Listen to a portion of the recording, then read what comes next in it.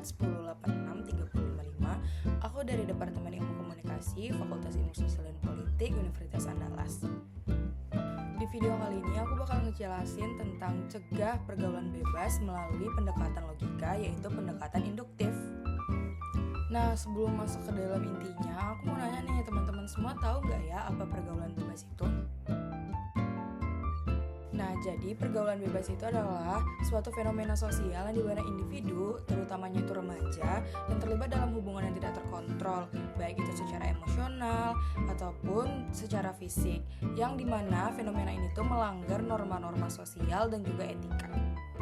Contoh dari pergaulan bebas ini tuh banyak banget teman-teman, bisa berupa hubungan seksual di luar nikah, penyalahgunaan narkoba, mengonsumsi minuman keras atau alkohol, bullying, tawuran, dan masih banyak lagi.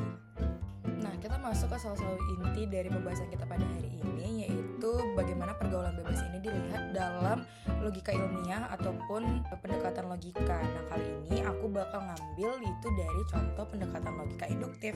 Pendekatan induktif ini sendiri diawali dengan pengamatan suatu fenomena yang khusus, kemudian menarik kesimpulan yang lebih umum berdasarkan pola yang telah kita temukan. Dalam konteks pergaulan bebas sendiri, kita tuh dapat lihat dari berbagai contoh ataupun kasus yang ada di masyarakat ataupun di sekeliling kita, yang kemudian kita ambil kesimpulan yang lebih luas.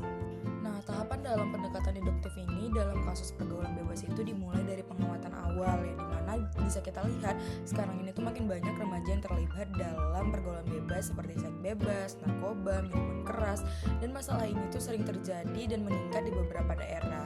Yang kedua itu adalah hasil penelitian. Dari penelitian yang dilakukan, pergaulan bebas di kalangan remaja ternyata terus meningkat dan itu tuh menjadi perhatian yang lebih serius.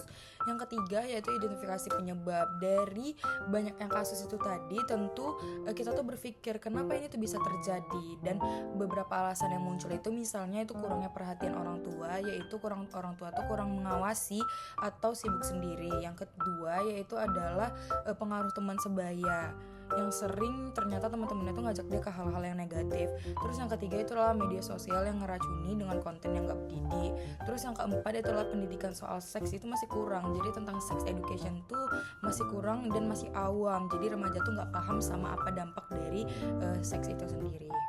Nah, dari tahapan yang sebelumnya udah aku jelaskan, kita dapat menarik kesimpulan melalui pendekatan induktif bahwasannya dari fenomena-fenomena atau kasus-kasus yang ada di sekeliling kita dapat disimpulkan bahwa pergaulan bebas ini tuh disebabkan oleh beberapa faktor, yaitu faktor internal dan juga eksternal. Faktor internal itu bisa berupa kurangnya pemahaman pribadi atau individu remaja itu mengenai norma sosial. Dan yang kedua yaitu faktor eksternal itu seperti pengaruh teman sebaya ataupun media sosial. Selain itu, pergaulan bebas ini tuh kerap terjadi di lingkungan atau kelompok remaja yang memiliki kekurangan pemahaman mengenai hal tersebut, misalnya mengenai sex education, dan mereka tuh nggak memiliki pendukung atau sistem pendukung yang kuat seperti keluarga dan juga lingkungan. Keluarganya yang kurang mendukung atau tidak peduli dengan mereka, atau lingkungan mereka yang justru tutup mata dengan kasus-kasus fenomena-fenomena pergaulan bebas. Dari berbagai fenomena dan kesimpulan mengenai pergaulan bebas yang telah aku jelaskan sebelumnya, terdapat beberapa upaya penanggulangan melalui pendekatan induktif. Itu yang pertama, yaitu memberikan pendidikan yang lebih. Jadi kita tuh memberikan pemahaman yang lebih kepada remaja tentang resiko dan juga dampak dari pergaulan bebas. Jadi kita lebih terbuka mengenai sex education sehingga remaja ini tahu nih kalau ini tuh merupakan hal yang tidak benar dan akan merusak masa depan mereka. Yang kedua yaitu meningkatkan peran keluarga, yang dimana keluarga ini merupakan inti, merupakan kekuatan utama yang melihat perkembangan remaja itu tadi. Jadi kita harus meningkatkan komunikasi antara orang tua dan anak untuk memberikan perhatian yang lebih, terutama dalam melihat perkembangan sosial dan juga emosional remaja itu tadi. Yang ketiga yaitu adalah pengawasan sosial, yaitu meningkatkan peran sekolah dan juga masyarakat untuk memberikan contoh yang baik mengenai pergaulan bebas itu tadi, mulai dari memberikan bimbingan atau membuat kegiatan yang memberikan hasil positif yang dapat mengurangi resiko dalam pergaulan bebas. Nah, oke teman-teman, itu dia penjelasan dari aku mengenai pergaulan bebas yang dilihat dari pendekatan logika, yaitu pendekatan induktif. Bisa dilihat dari tahapannya, kesimpulannya, dan juga cara penanggulangannya. Semoga itu semua membantu. Lebih dan kurang aku mohon maaf. Semoga teman-teman bisa mengambil manfaat dari video aku. See you in the next video ya. Bye bye.